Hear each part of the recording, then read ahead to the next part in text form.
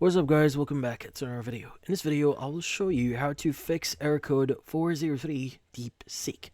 So, you might be wondering, how do you fix this issue here? Now, the first thing that you want to do here is you want to guarantee that you are not having any problems with your interconnection.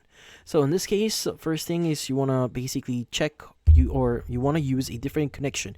So maybe use a mobile data or your mobile data here, or vice versa. If you're using your mobile data, switch to a Wi-Fi connection and see if that solves the issue. Now, in this case, another thing that you could do here is you want to make sure that you have the latest version of the app. So you want to go open up Google Play Store here, and you want to go to search at the very bottom right here, and just type in DeepSeek.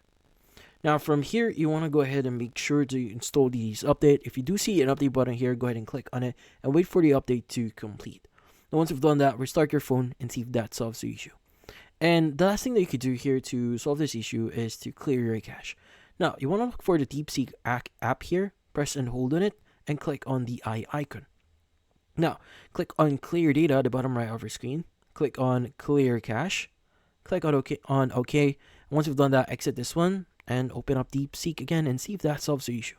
But in this case, that's about it. So, if you found this video helpful, don't forget to leave a like or maybe subscribe to our channel. Thank you for watching.